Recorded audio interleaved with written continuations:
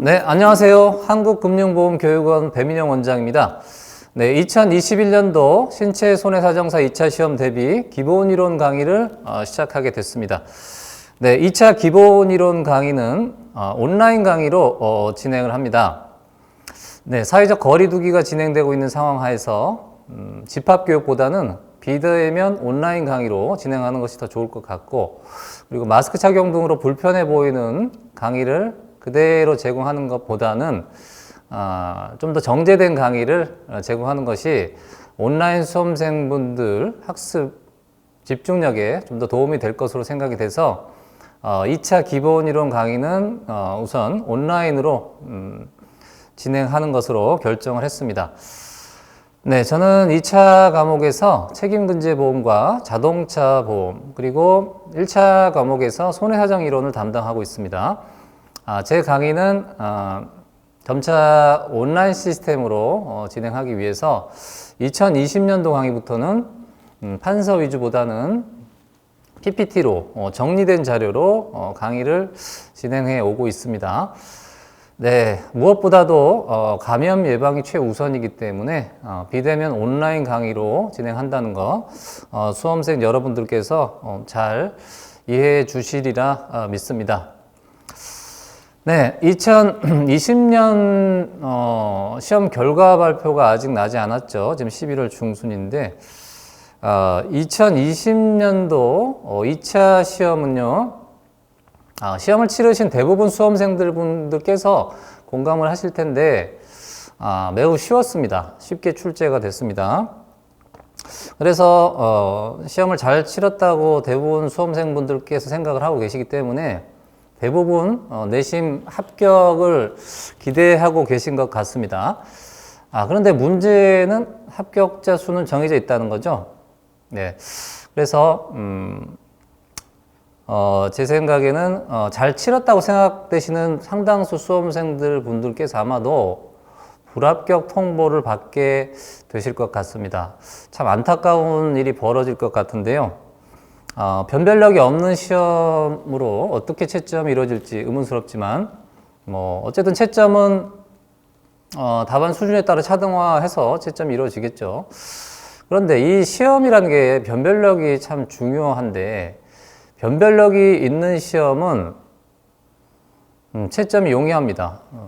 맞는 답안과 틀린 답안이 확연히 구별이 되기 때문에, 그리고 채점이 객관화될 수 있겠죠. 근데 올해처럼 대부분의 수험생분들이 합격을 기대할 정도로 변별력이 없는 쉬운 문제로는 다 맞는 답안을 쓰셨겠죠. 맞는 답안 중에 그나마 나은 답안을 추려야 하는 그런 상황이 벌어지는 겁니다. 그래서 어쩔 수 없이 출제자 입장에서 주관이 개입될 여지도 다분해 보이고, 자, 그런데 올해 시험 결과 발표를 봐야 되겠지만 불합격 통보를 받게 되신 분들께서는 다시 또 1년을 어떻게 준비해야 할지가 좀 막막해질 수가 있습니다. 왜냐하면 왜 불합격했는지를 알지 못하면 다시 재도전해서 합격하기도 쉽지 않기 때문입니다. 자, 2021년도 시험을 준비하시는 수험생 여러분들께서는 시험 준비를 어떻게 하는 것이 가장 효율적인 학습 방법일까 궁금하신가요? 자, 효율적인 학습 방법 중요합니다. 우리 시험이 과목이 무려 7과목인데 1차가 3과목, 2차가 4과목이나 됩니다. 지금 11월 중순이죠?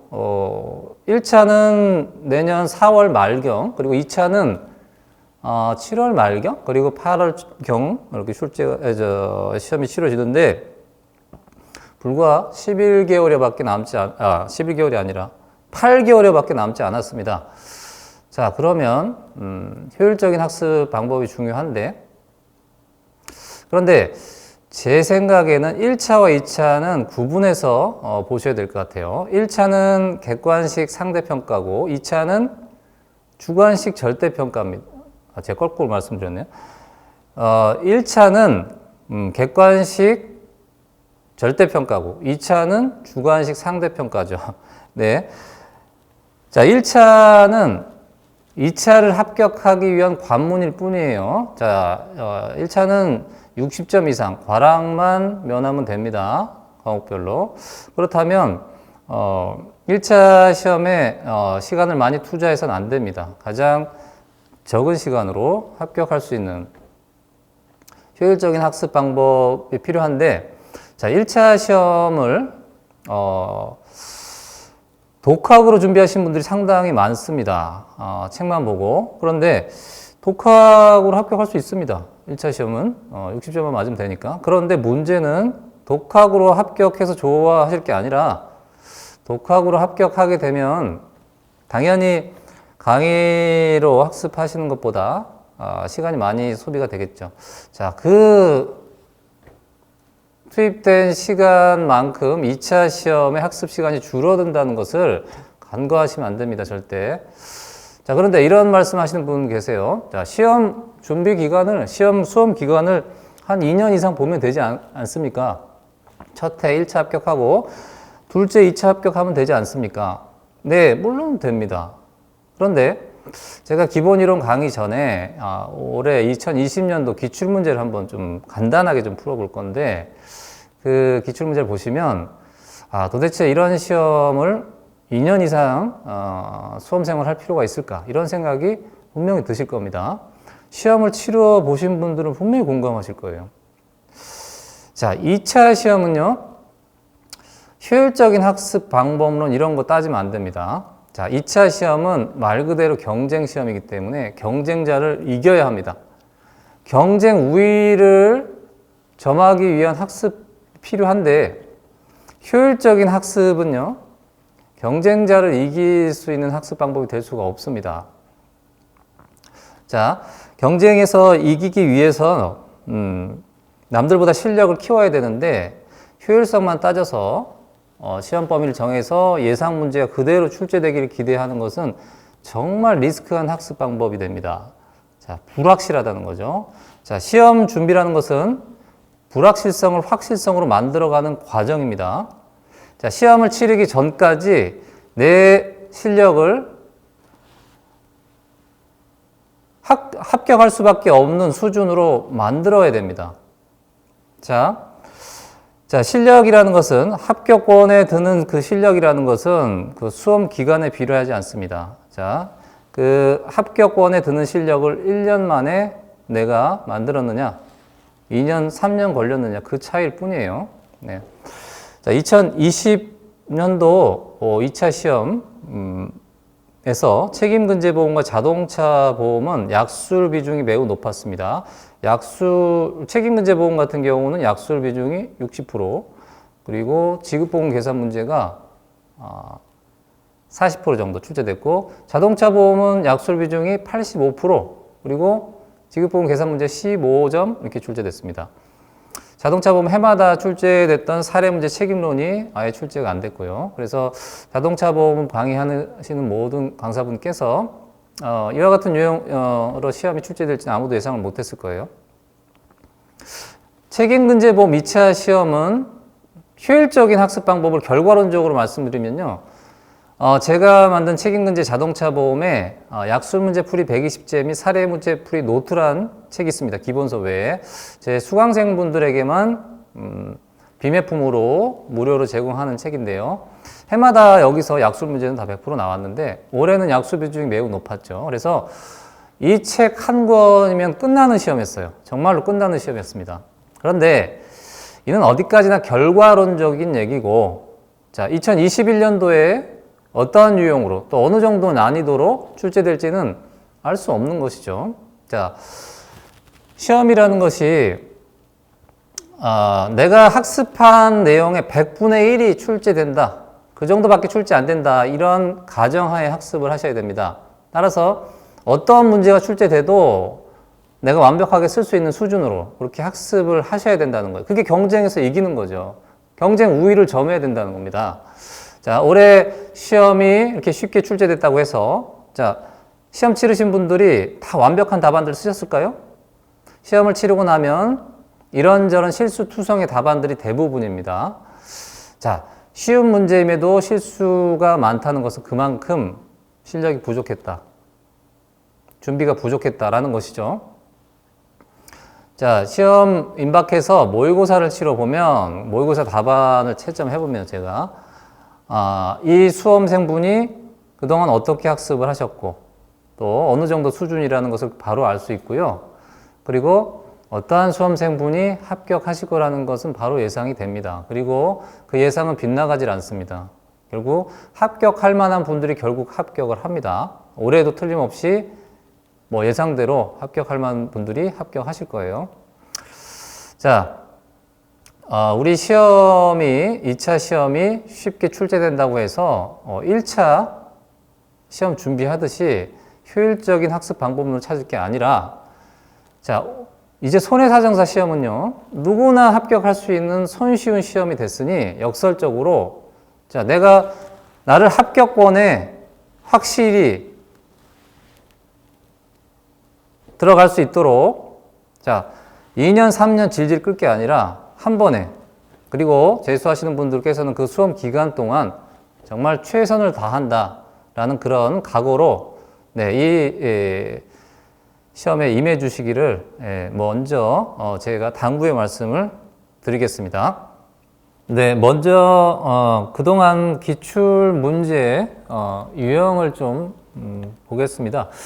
책임근제보험 출제 범위를 보겠습니다. 2014년도에 신설된 과목입니다. 시험 제도가 바뀌면서 신설된 과목인데 2014년도부터 이제 7년, 22년, 7년 동안 출제 범위를 보면 책임보험의 법리가 있고요. 그리고 책임보험 이론과 약관, 그리고 책임보험의 사례 문제, 그리고 이 손해론은 약술입니다. 이 손해론이 사례 문제 출제되는데 약술로 출제된 비중은 거의 얼마 안 되고, 근제보험의 법리, 그리고 근제보험 약관, 그리고 근제보험의 사례 문제, 이렇게 비중을 보면 사례 문제 비중이 한 60% 정도 차지를 합니다. 올해 비중은 문제 자체는 60%인데 실질적으로 이 문제 내에서 약술 문제들이 출제돼서 실제로는 지급보험금 계산 문제 자체는 39점밖에 안 돼요. 그래서 40% 정도밖에 안 됩니다. 그래서 이 비중이 사례 비중이 어쨌든 사례 문제화돼서 출제되는 비중이 한 60% 정도 출제되고 약술 비중이 40%인데 그 비중은 바뀔 수가 있습니다. 첫 해 같은 경우는 70%가 약술이 출제됐었고요. 자, 그런데 좀 이 책임근제보험 출제 경향을 좀 분석을 해보면 2014년도 첫 해이기 때문에 완전 생소한 과목이기 때문에 쉽게 출제될 수밖에 없었고 예상대로 쉽게 출제됐고요. 그 다음에 사례 문제 비중이 70%로 역전이 됐습니다. 약술이 30%만 출제되고 그래서 이때부터 좀 난이도가 급상승을 했는데 그리고 한동안 한 2018년도까지 난이도가 상승을 했어요. 계속 어려운 정도 수준으로. 근데 제가 볼 때는 그렇게 뭐 보시듯이 그렇게 뭐 난이도가 높다고 생각되지는 않는데 전체 그동안 출제된 시험 문제 수준에 비례했을 때 말씀드리는 거예요. 그래서 이 당시는 조금 책임근제보험을 어렵게들 수험생분들이 느끼셨는데 작년에 아주 좀 문제가 많은 문제가 나왔습니다. 뭐 등급이라는 게 초, 중, 고급 뭐 이렇게 있죠. 근데 작년 문제는 두 문제 다 오류 문제라서 개인적으로는 적은 문제라고 이렇게 표시를 해놨는데 어쨌든 간에 문제 자체도 오류다 보니까 문제도 쉬웠고요. 오류다 보니까 점수가 매우 좋았어요. 80점까지. 네. 이 주관식 시험에서 시험 점수가 80점까지 나왔다는 것은 변별력이 상실됐다라고 밖에 볼 수 없어요. 대부분이 뭐 6, 70점은 기본이었고 올해는요. 코로나19로 힘든 수험생들 분들께 마치 선물과 같은 그런 쉬운 수준의 초급 문제가 출제됐습니다. 그리고 약술 비중이 높았다는 거죠. 그래서 책임근제보험이 이제 수험생들 분들 입장에서는 효자 과목으로 느끼고 계신 것 같아요. 그런데 점차 이렇게 쉽게 출제되는 경향이 책임보험에만 국한되는 것이 아니라 자동차 보험도 마찬가지고 시험 문제가 전체적으로 쉽게 출제되고 있다는 것. 그래서 수험생분들 입장에서는 이 시험을 장기적으로 가져갈 필요가 없다. 수험생활이라는 것이 얼마나 힘듭니까? 정신적, 육체적으로 힘든 거죠. 그리고 1년이라는 시간을 더 투자한다는 것은 그 경제적 손실이 막심하죠. 그렇기 때문에 한 번에 끝낸다는 생각으로 학습을 하시면 됩니다. 그래서 충분히 동차 합격을 할 수 있는 그런 시험이 됐다라는 거 먼저 말씀드리고요.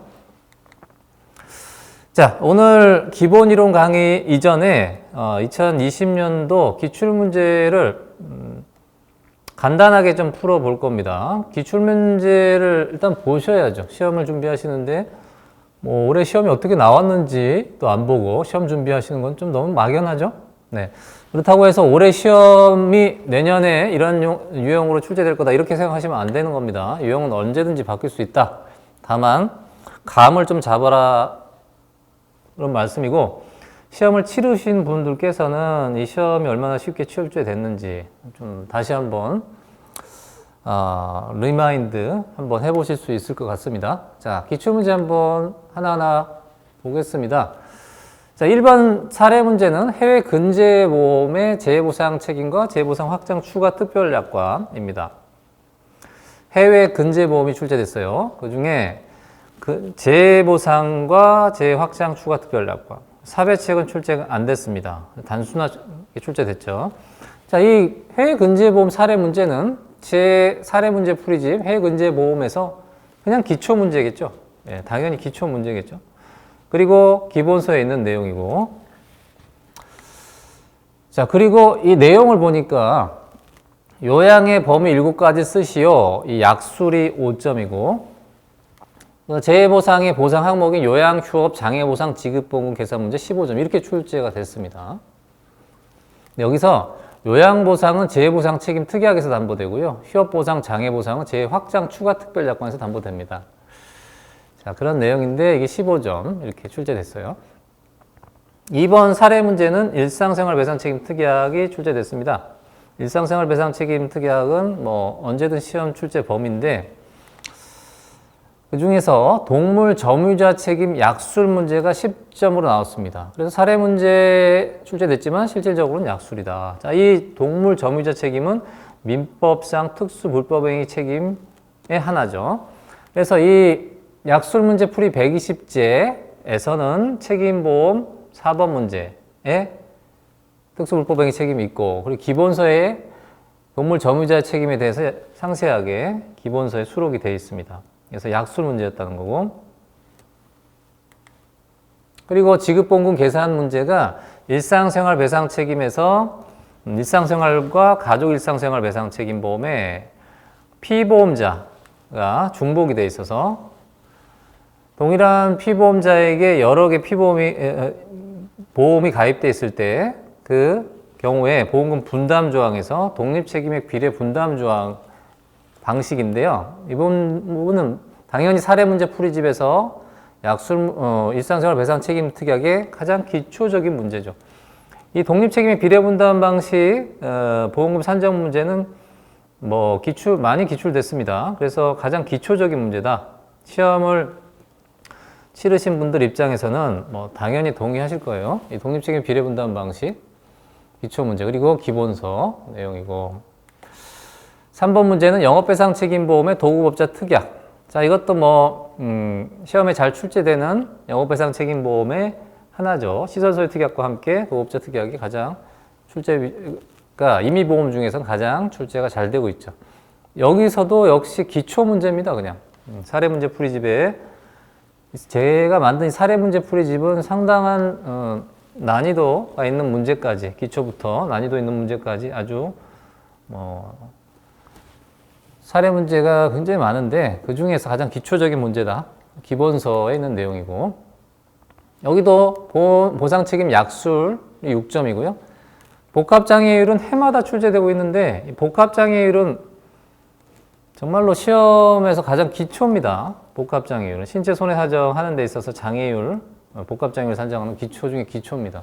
그 중에 기왕증이 들어가 있는 복합장애 산정이고 지급보금 계산도 뭐 기초적인 문제였단 말이죠. 자, 이 사례 문제가 그냥 너무나도 쉬운 문제, 사례 문제 유형 중에서는 가장 기초 문제 출제됐다는 거고요. 그 다음에 부진정 연대 채무와 연대 채무를 비교하여 약술하고 그 민법 관련 규정을 작성하시오. 이런 얘기인데, 이런 문제인데, 약술 문제 풀이에서 120제에서는 책임보험 4번 문제, 특수불법행위 책임 중에 공동불법행위 책임 있죠. 그리고 기본서에 이 연대 책임과 부진정 연대 책임 비교 내용이 기본서에 자세히 수록이 되어 있었어요. 자, 5번 문제는 근로기준법 및 선언법상 일시보상. 이건 그냥 뭐 예상, 뭐 기본적인 약술 문제죠. 근제보험 23번 문제, 뭐 기본서에 있는 내용이고. 산재법상 일용거래자 평균임금 및 통상근로기수. 역시 약술 문제 풀이지 18번 문제. 기본적인 문제입니다. 예, 이렇게. 그리고 마지막으로 어린이 놀이시설 배상 책임보험 가입 대상별 담보 위험과 보상 한도의 보상 책임 법리. 약술 문제 풀이 120제 56번 문제. 기본서에 있는 내용이죠. 약술 중에서 다 기초적인 문제인데 이 중에서 조금 수험생 여러분들께서 조금 까다롭게 느꼈던 거는 요 비교하라. 연대채무와 부진정 연대채무를 비교하라.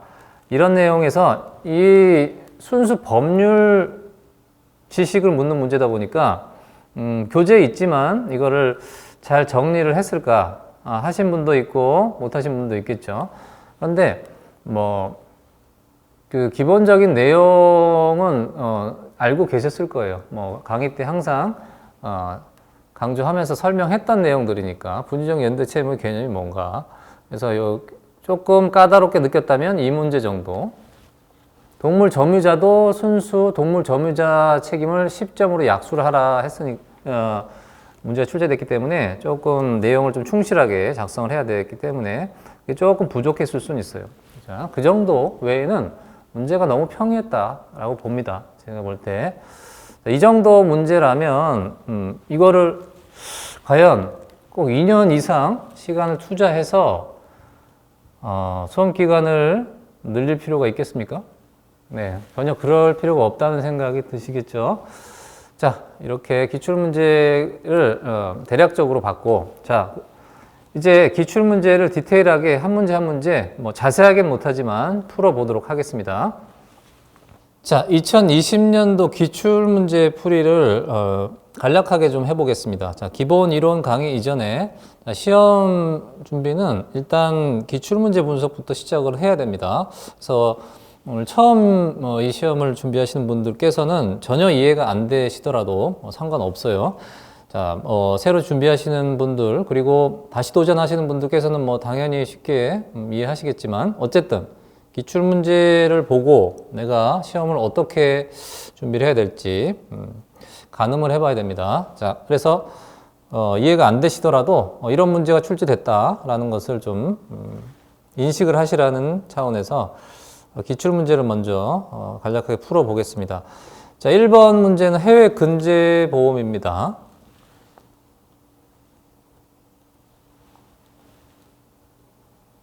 자, A 건설사는 베트남 하노이 인근 쇼핑센터 신축 공사를 수주하여 공사를 진행하던 중에 현장 근로자 김某某는 지하 1층 기계실 내에 발판이 설치된 사다리 위에서 올라가 펌프 배관 용접 작업을 하던 중에 추락을 한 거죠. 그래서 상해를 입은 겁니다. 그리고 응급치료 후에 국내로 긴급 이송되어 입원 치료를 받았다. 그리고 이후 영구 후유장애를 받았다. 자, 해외 근제 보험에서는 이송 비용은 보상이 안 되는데 국내 병원으로 중증 상해를 입은 경우에 긴급 이송 비용은 보상이 됩니다. 그런데 긴급 이송 비용은 보상이 됩니다. 편도로 500만 원 한도에서 약관에 그렇게 규정이 돼 있어요. 그런데 호송 비용은 어떠한 경우도 보상하지 않는다. 이게 약관 내용입니다. 뭐 공행이 아니라 이게 동행인데 조금 오타가 있네요.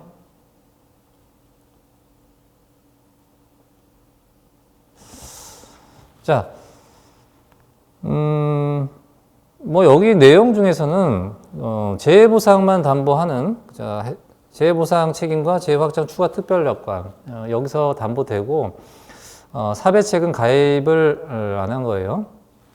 그리고 임금 총액이 200만 원인데 그 기간이 10일이다. 총 10일. 자, 평균 임금 산정하는 거. 역법에 따른 일수로 근로자에게 지급된 임금 총액을 나누는 겁니다. 평균 임금은.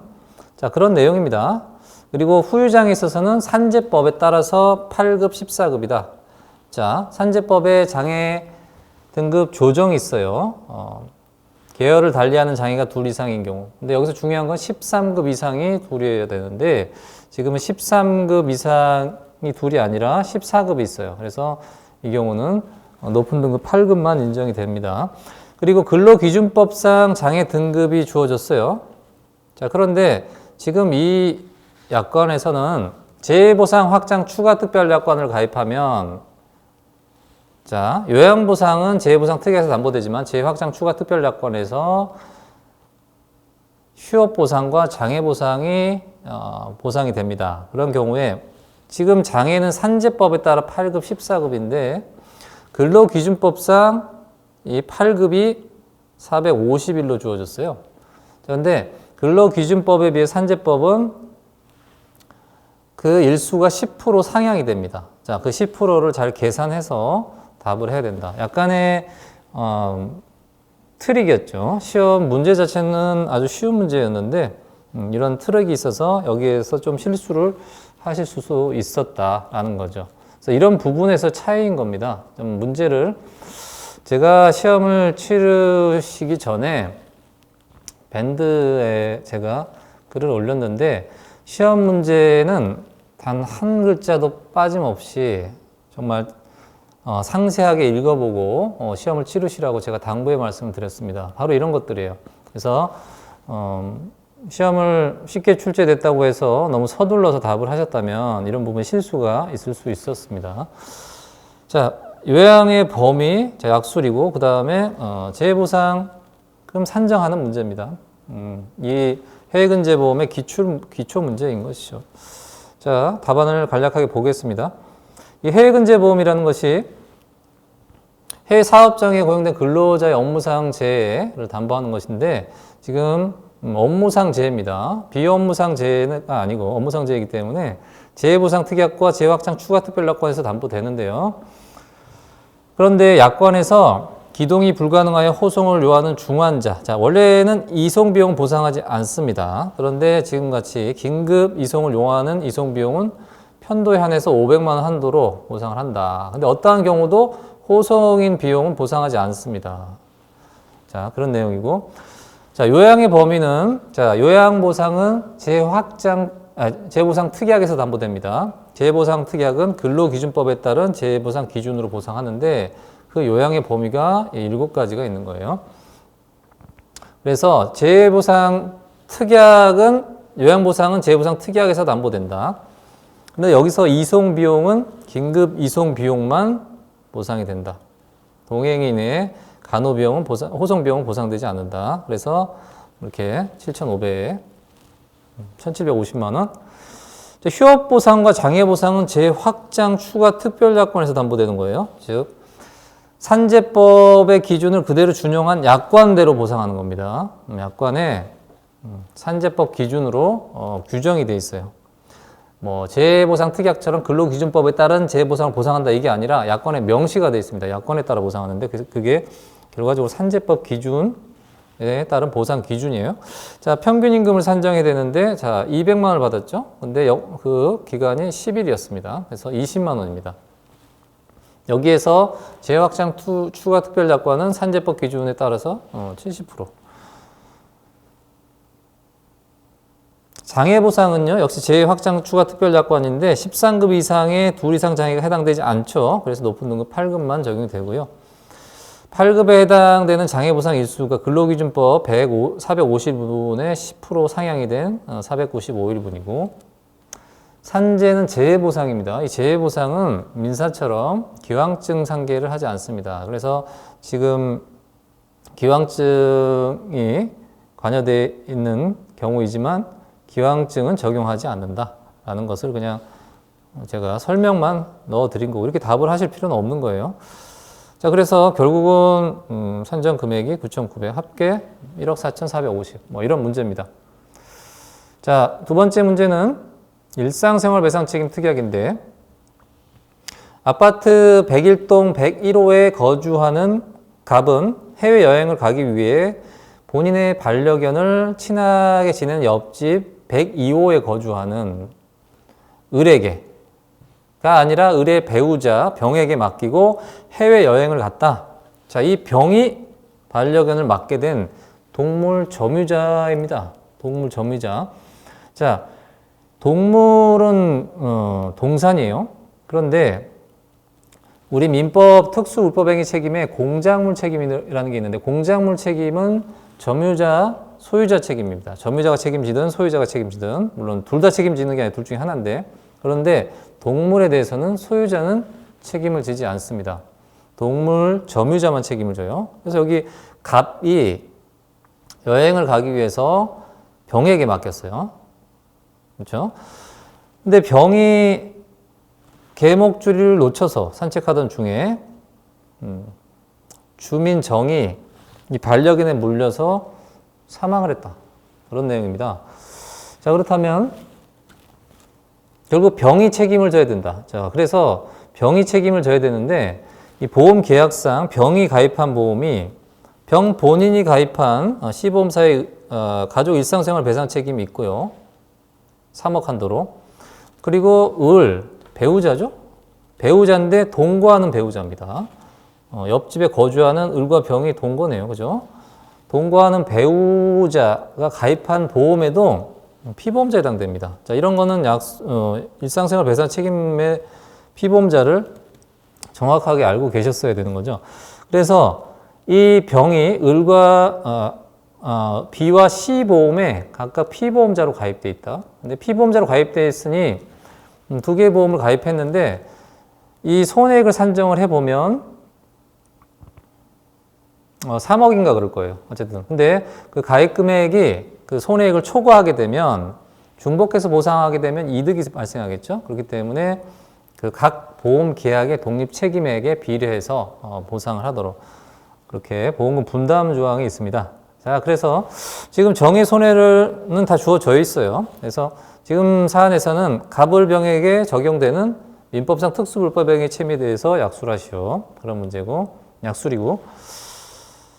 그리고 지급보험금 산출하시오. 일상생활 배상 책임 특약의 기초 문제가 되겠죠.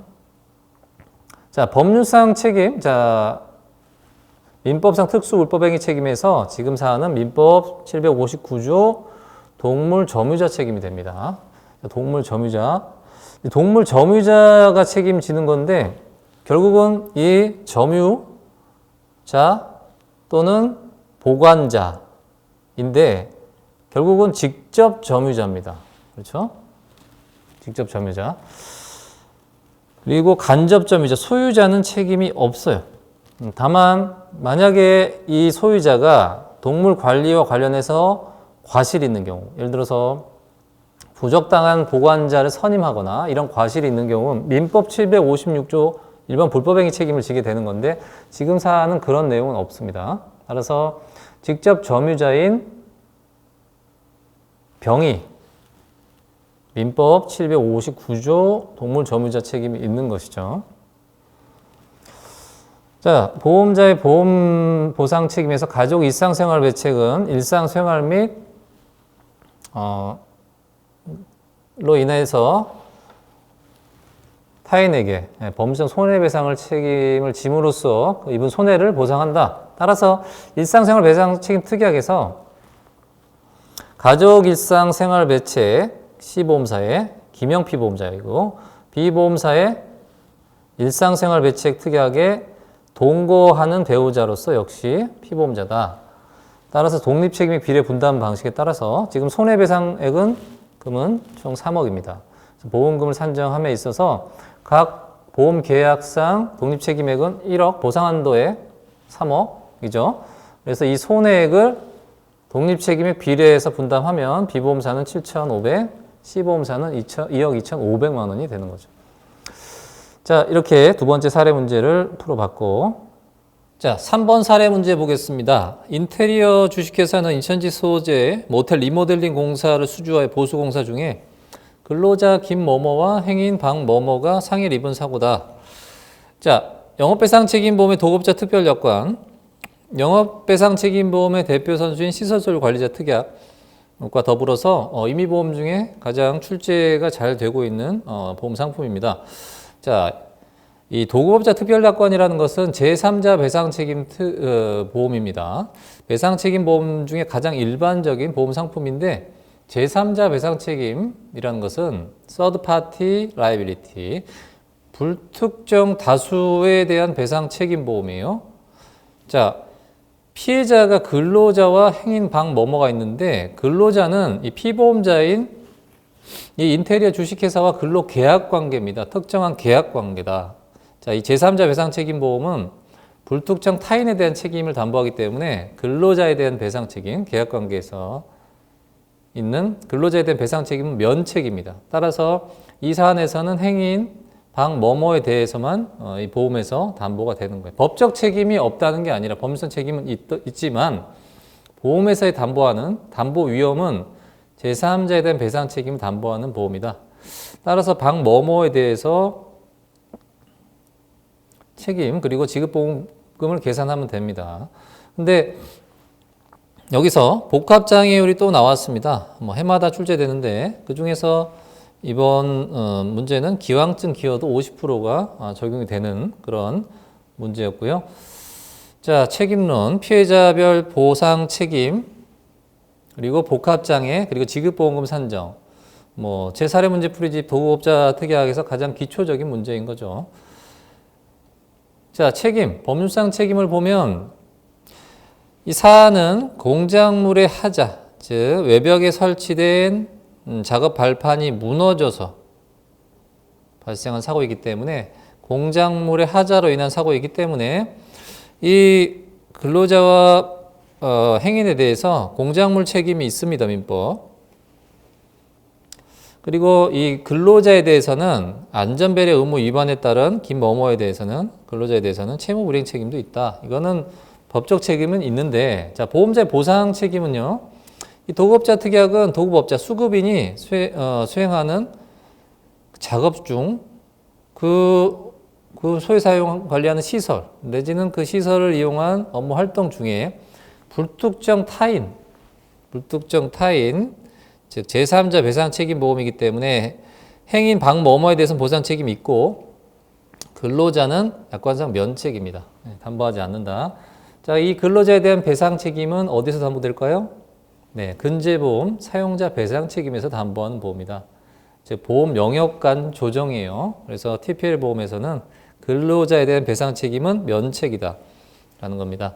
그러면 이 피해자의 복합장애를 계산해서 자, 기왕증이 관여된 사안입니다. 척추체 후유장애가 40%인데 여기에 기왕증이 50% 관여돼서 20%입니다. 그러면 자, 이 복합장애를 산정할 때 차감 체증식으로 자, 머리에 두부에 50% 장애가 있어요. 그러면 신체 노동력은 100%이기 때문에 100%의 50%, 즉 50% 잔존 장애에서 경관절, 기왕증 기여도를 제외한 사고 기여도에 따른 20% 적용해서 60%입니다. 60%에서 100-60 잔존 노동력의 나머지 다리 부분의 10% 해서 복합장애율이 64%. 자, 이 복합장애율은요, 뭐 사례 문제 나와주면 정말 고마운 거죠. 이런 뭐 쉬운 문제가 계속 출제가 되고 있습니다. 자, 보험금 산정해 보면 지문에 다 주어져 있습니다. 지금 과실이 20% 관여되기 때문에 자, 치료비, 또 일실 수익, 상실 수익의 위자료. 자, 그런데 여기서 원래 기왕증 기여도는요, 민사상 전 손해배상금에 산정을 하는 거예요. 왜냐하면 가해자 입장에서는 이 사고로 인한 배상 책임을 담보하는 거죠. 사고 기여도만큼. 근데 원래 피해자에게 기왕증이 있다. 그러면 그 기왕증 기여도는 민사상 전 손해배상금에 공제하는 것이 원칙입니다. 그런데 지금 사안에서는요, 기왕증을 고려하진 않은 노동력 상실률이 73%고 기왕증을 고려했을 때 이 사고로 인한 노동력 64%잖아요. 그런데 이 부분을 비례해서 계산을 해보면 0.8767이 나옵니다. 자, 그러면 민사상 손해배상금을 산정할 수 없죠. 수기로 시험 문제에서. 그래서 이 문제의 경우는 출제자의 출제 의도는 복합장애율 계산에만 적용하는 것으로 판단한다. 이렇게 하시면 됩니다. 네, 4번 약술 문제를 보겠습니다. 부진적 연대채무에 대해서 연대채무와 비교하여 설명하고 판례에서 부진적 연대채무 관계를 보는 경우에 대한 민법상 관련 규정 두 가지를 기재하시오. 자, 부진적 연대채무라는 것은 민법에 규율하는 연대채무와 다르게 이 법원, 대법원 판례에서 창설된 것인데 판례와 통설에서 인정을 하는 겁니다. 자, 그럼 부진적 연대채무와 뭐가 다르냐? 자, 어쨌든 그 부진적 연대채무의 개념을 인정하는 이유 같은 걸 써줘야 되겠죠? 결국은 이 민법상 연대채무는 그 절대적 효력의 범위가 넓어서 채권의 담보력이 약화되는 결과가 초래되기 때문에 담보력 강화를 위해서 인정하는 것이다 라는 것입니다. 자, 연대채무와 공통점은 수인의 채무자가 동일한 내용의 급부를 전액 변제해야 할 채무를 부담한다. 그래서 피해자 입장에서는 연대채무자 누구에게나 100% 청구해서 받을 수 있다. 그래서 그 채무자 1인의 급부로 그 채무가 완성이 될 때는 공동으로 면책이 된다. 그리고 각 채무자 부담하는 급부의 객관적 가치가 같다. 근데 그 차이점은 채무자 간의 결합관계에 있어서 주관적 공동관계가 부진적 연대채무에는 없어요. 주관적 공동관계가 없다는 것은 객관적 공동관계라는 거예요. 객관적 공동관계. 그래서 이 발생 원인은 연대 약정이나 법률 규정에서 연대채무가 있다면 법률에 따라서 부진적 연대채무는 각 채무는 별개의 원인으로 성립되는 거예요. 예를 들어서 교통사고 발생했는데 교차로에서 신호기 교장과 또 신호 위반이 경합이 되는 사고가 발생해서 피해자가 손해를 입었다. 그러면 이 신호기 관리자 그리고 그 운전자가 객관적 공동관계는 없어요. 뭐 공모해서 사고를 낸 게 아니지 않습니까? 개별적으로 각계 원인으로 개별 원인으로 이 채무 관계가 성립이 됐는데 이게 객관적으로 주관적 공동관계는 없지만 객관적으로 공동관계가 성립이 된다 이겁니다.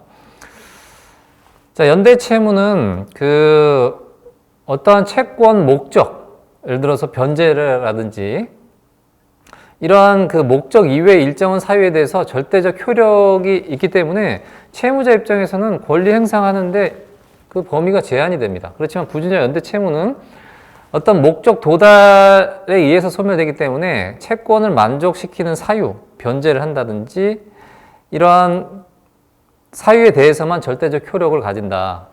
따라서 피해자의 권리에 유리한 것이죠. 자, 그래서 이 부진적 연대채무는 원래 주관적 공동관계가 없기 때문에 원래 그 내부자 간 구상권은 당연히 발생하는 건 아니에요. 그렇지만 판례에서는 부진적 연대채무도 연대채무와 마찬가지로 내부자 간 손해공평분담 원칙 따라서 구상권을 인정하고 있다. 그래서 실질적으로는 내부자 간 책임 비율에 따라 구상권을 행사합니다. 그래서 그 차이는 없다. 그래서 결과론적으로는 차이가 없는데 이번 시험 문제에서는 이 연대채무와 부진적 연대채무를 비교하는 문제를 이렇게 순수 법률 문제를 출제를 했습니다. 그리고 판례에서는 부진적 연대채무 관계로 보는 경우에 민법 관련 규정. 자, 두 가지를 쓰라고 했죠? 책임 무능력자의 감독자 책임. 자, 요 감독자 책임은 미성년자와 심신상실자는 법률상 책임이 없어요. 책임이 없단 말입니다. 책임 능력이 없어요. 그러면 그 책임을 누가 지느냐? 그 법정 감독 의무자 그리고 그 가름하는 대리 감독자.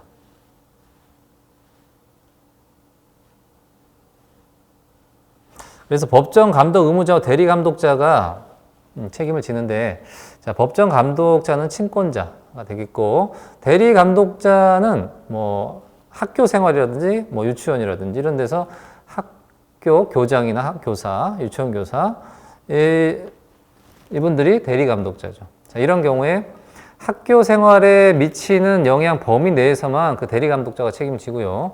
자, 학교를 보냈다, 유치원을 보냈다고 해서 법정 감독자가, 의무자가 대리 감독자가 일방적으로 책임지고 법정 감독자는 책임이 없다. 이게 아닙니다. 학교 생활에 밀접한 부분에 대해서만 대리 감독자가 책임을 지고 그 부모도 그 책임을 병존적으로 책임을 질 수 있다. 이게 바로 부진적 연대 채무라는 거죠. 그런 내용이고, 두 번째는 공동 불법행위 책임 민법 760조. 자, 수인이 공동으로 불법행위로 타인에게 손해를 가한 때 연대 책임이다. 이 연대 책임은 객관적 공동성입니다. 이게 객관적.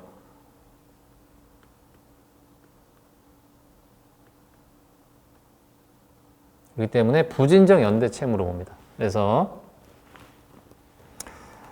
이 연대의 의미는 부진적 연대 채무로 본다. 그래서 앞서 말씀드린 대로 연대 채무라는 것은 절대적 효력을 가지는데, 이 부진적 연대 채무는 이런 그 변제, 대물 변제의 공탁 상계, 채권자 지체만 절대적 효력을 갖는다. 그래서 그 밖의 사유는 상대적 효력을 갖는다. 그래서 채권자의 지위가 강화된다. 판례도 부진적 연대 채무로 해석한다. 이런 내용이죠. 자, 교재에 다 있는 내용입니다. 자, 이런 문제가 출제됐고, 자, 5번 문제는 근로기준법 선언법의 재해보상에서 정하고 있는 일시보상. 이것도 뭐 언제든지 약술로 출제될 수 있는 문제이기 때문에 약술집, 근제보험 23번 문제고 기본서에도 있는 내용이고. 자, 일시보상이라는 건 근로기준법과 선언법에 있는 거예요. 근로기준법에 있는 일시보상 후에 모든 책임을 면할 수 있어요. 선언법은 요양, 상병, 장애보상에 대한 책임만 면한다. 이렇게 법에 규정하고 있다는 차이점이 있고, 자, 취지는 이 재해보상에서 사용자가 있게 되는 과중한 부담을 덜어주고자 하는 제도입니다. 요건은 요양 개시 후 2년이 경과할 것. 그리고 완치가 되지 않고, 자, 완치가 되지 않으면 계속 요양보상이 이루어지게 됩니다. 이 피보험자, 사업주 입장에서는 너무 과중하다는 거죠. 그리고 일시보상을 하려면 장애 1급에 해당되는 보상 일수에 해당되는 평균임금을 지급해야 됩니다. 그래서 이 2년이 되면 무조건 일시보상이 되는 게 아니라 이거는 사업주, 피보험자의 선택 사안이에요. 그래서 몇 급이 됐든 1급으로 보상을 한다. 만약에 2년이 돼서 무조건 일시보상을 한다 그러면 누구나 치료를 지원할 수 있겠네요. 그렇죠? 이게 아니다. 취지를 잘 이해하셔야 됩니다. 그리고 재해보상 책임 면제된다. 그래서 근로기준법과 선언법은 약간의 차이가 있다. 다만 이 사용자 배상 책임은 별개예요. 보상과 배상은 별개니까 임사 책임은 별개로 부담하게 된다. 그런 내용이고, 6번 산재법상 일용근로자의 평균임금 산정 시 통상근로개수. 이것도 기본 약술, 그리고 제외되는 경우. 이거는 제가 강의 때 참 강조를 했었죠. 일용근로자에서 산재법상 일용근로자는 통상근로개수가 적용이 되는데, 이게 73%가 적용이 되는데, 이게 민사하고 다르다. 실질적으로 1개월 이상 근무한 월급을 받은 분들 입장에서는 실질적으로 통상근로개수가 적용되지 않는다. 통상근로개수보다 금액이 더 많은 월급을 받은 분들은 결국은 적용제외 신청할 수 있다. 여러 번 말씀드렸어요. 통상근로개수가 제외되는 경우가 기재하라 이렇게 문제가 나왔죠. 일단 3개월이 근로계약 관계가 계속된다 하면 산재에서는 이 통상근로개수를 적용한 일용근로자임금이 적용되지 않습니다. 그리고 근로 형태가 상용근로자와 비슷하다고 인정되는 경우 제외할 수 있고, 중요한 건 1개월 이상 근로한 일용근로자, 자, 월급 명세서, 한 달치 월급 명세서 받았죠. 이 월급 명세서가 일당의 통상근로계수요 0.73을 곱한 금액보다 높다. 그러면 그 월급 명세서 가지고 근로복지공단 가요. 직접 가서 증명하면 적용 제외 신청할 수 있다. 무슨 뜻입니까? 정규직 근로자와 똑같이 산재에서 재보상을 받는다. 즉, 이 산재라는 것은 산업재해 보상이라는 것은 상용 근로자든 일용 근로자든 이렇게 차별화하지 않는다. 그런 의미입니다. 이것도 뭐 항상 제가 약술 때 다뤘던 문제고. 자, 마지막으로 어린이 놀이시설 배상 책임보험 가입 대상별 담보위험과 보상 한도에 그리고 이 책임보험리 쓰라고 이렇게 했네요. 자, 이 책임보험리가 뭘까요? 자, 이게 어린이 놀이시설 배상 책임보험 역시 TPL 보험입니다. TPL 보험. 제3자에 대한 배상 책임. 자, 이 가입 대상은요, 어린이 놀이시설은 관리 주체와 안전검사기관이 가입을 하기 때문에 각각의 위험 보장이 있습니다. 약관에 어린이 놀이시설 관리 주체는 어린이 놀이시설, 자, 이 시설 및 그 시설의 용도에 따른 업무 수행. 자, 오늘 할 건데요. 시설, premises, 공작물 책임입니다. 그리고 용도에 따른 업무 수행, 이게 민법 756조 일반 불법행위 책임 내지는 사용자 책임, 민법 756조 사용자 책임이고. 자, 어린이 놀이시설 안전검사기관은 안전검사 업무의 하자, 업무상 하자로 인한 책임을 담보한다. 자, 보상 한도액 주었어요. 사망, 부상, 후유장애 8천, 1,500, 8천 병급 같이 작성해 주시면 되고. 자, 책임 법리 지금 설명드린 대로 TPL 보험이에요. 그래서 어린이 놀이 시설 그리고 그 업무 활동입니다. 시설을 용도에 따라 활용하는 업무 활동이에요. 그래서 이 TPL 보험 담보 위험 TPL 보험에서의 그 손해배상 책임 법리는 피보험자의 일반 불법 행위, 이 업무 활동에서는 뭐 피보험자가 직접 타인에게 부주의로 일반 불법 행위 책임을 질 수 있죠. 그에 따른 과실 책임. 그런데 대개는 사용자로서 누군가를 사용함으로써 발생하는 타인에 대한 책임을 담보받기 위해서 배상 책임 보험이라는 게 있는 거예요. 결국은 그 피보험자가 피용자의 선임 감독상 과실에 따른 사용자 책임. 자, 요거는 민법 756조, 이거는 중간 책임입니다. 오늘 기본 이론 강의 때 자세하게 해드릴 거예요. 그리고 이 시설, 프레미시스, 이 소유 사용 관리하는 공작물의 설치 보존상 하자에 따른 공작물 책임은 점유자 내지 소유자가 지는 책임인데 뭐 둘 중에 하나가 책임지는 거예요. 일반적으로 점유자가 책임집니다. 점유자는 면책 항변이 인정되는 중간 책임. 만약 점유자가 면책이 된다 했을 때는 소유자로 넘어가요. 소유자는 면책 항변도 인정되지 않는 절대적인 무과실 책임. 이런 내용입니다. 뭐 이런 책임 법리는 제가 항상 강조해서 강의를 해드리죠. 자, 어쨌든 이 2020년도 책임근제보험 기출문제를 간략하게 풀어봤는데 처음 시험을 준비하시는 분은 제가 지금 무슨 얘기를 하는지 전혀 모르실 거예요. 전혀 잘못된 게 아니고, 자, 어쨌든 이런 문제가 출제된다. 자, 그래서 우리가 어떤 학습을 해야 될지, 자, 지금 전혀 이해가 안 되죠? 이 부분을 제가 학습을 하는 겁니다. 그리고 시험을 치르셨던 분께서는 리마인드를 한번 해보시면 다시 시험 준비하시는데 도움이 되겠죠. 자, 이상으로 첫 시간에는 2020년도 기출문제를 좀 풀어봤습니다.